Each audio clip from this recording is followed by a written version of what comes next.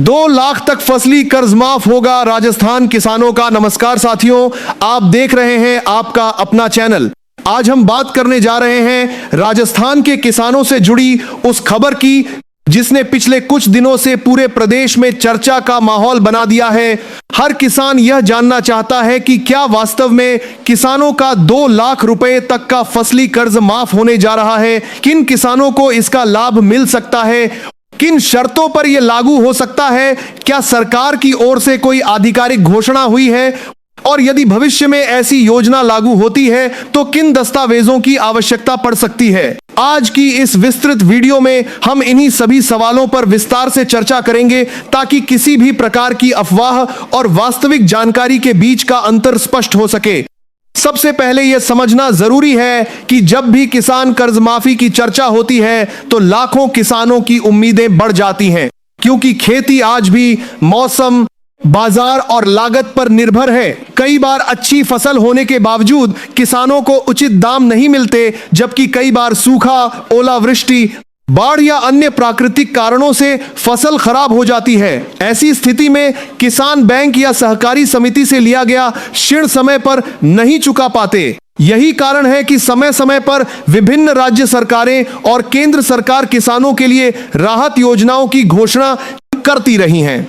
इन दिनों social media और कई प्लेटफॉर्म पर यह दावा तेजी से वायरल हो रहा है कि राजस्थान के किसानों का 2 लाख रुपए तक का कर्ज माफ किया जाएगा। इस तरह की खबरें देखने के बाद स्वाभाविक रूप से किसानों के मन में सवाल उठता है कि क्या यह फैसला हो रहा है, चुका है, क्या सभी किसानों को इसका लाभ मिलेगा या केवल कुछ श्रेणियों के किसानों को। इसलिए किसी भी निष्कर्ष पर पहुंचने से पहले हमेशा सरकार की आधिकारिक घोषणा, अधिसूचना या संबंधित विभाग की सूचना का इंतजार करना चाहिए। यदि भविष्य में सरकार कर्ज माफी जैसी कोई योजना लागू करती है तो आमतौर पर पात्रता से जुड़े कुछ नियम तय किए जाते हैं। इनमें यह देखा जा सकता है कि किसान ने किस प्रकार का ऋण लिया है, ऋण किस बैंक या सहकारी संस्था से लिया गया है, ऋण की तिथि क्या है, क्या वह फसली ऋण है या अन्य प्रकार का कृषि ऋण, और क्या किसान ने पहले किसी कर्ज माफी योजना का लाभ लिया है। हर योजना के अपने अलग अलग नियम होते हैं, इसलिए आधिकारिक दिशा निर्देश सबसे महत्वपूर्ण होते हैं। राजस्थान में बड़ी संख्या में किसान सहकारी बैंकों, भूमि विकास बैंकों और राष्ट्रीयकृत बैंकों से फसली ऋण लेते हैं। खेती के लिए बीज, खाद, कीटनाशक, सिंचाई और अन्य कृषि कार्यों में पूंजी की आवश्यकता होती है। ऐसे में किसान ऋण लेते हैं और फसल बिकने के बाद उसे चुकाने का प्रयास करते हैं। लेकिन यदि किसी वर्ष फसल खराब हो जाए या बाजार मूल्य अपेक्षा से कम मिले तो ऋण चुकाना कठिन हो जाता है। यही कारण है कि किसान संगठनों की ओर से समय समय पर राहत की मांग उठती रहती है।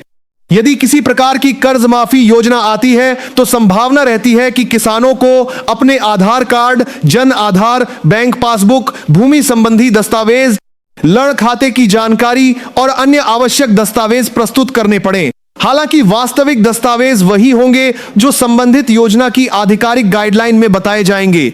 कई किसान यह भी पूछते हैं कि क्या जिन किसानों ने अपना ऋण समय पर चुका दिया है उन्हें भी किसी प्रकार का लाभ मिलेगा। इसका उत्तर किसी भी नई योजना के नियमों पर निर्भर करता है। कुछ योजनाओं में केवल बकाया ऋण वाले किसानों को लाभ मिलता है, जबकि कुछ योजनाओं में समय पर भुगतान करने वाले किसानों के लिए अलग प्रोत्साहन भी दिया जाता है। इसलिए हर योजना का दायरा अलग होता है। साथियों, यह भी समझना जरूरी है कि किसी भी बड़ी घोषणा का असर राज्य के बजट पर पड़ता है। यदि लाखों किसानों का ऋण माफ किया जाता है तो सरकार को उसके लिए बड़ी वित्तीय व्यवस्था करनी पड़ती है। इसलिए ऐसे निर्णय सामान्यतः बजट, कैबिनेट की मंजूरी और आधिकारिक अधिसूचना के बाद ही लागू होते हैं।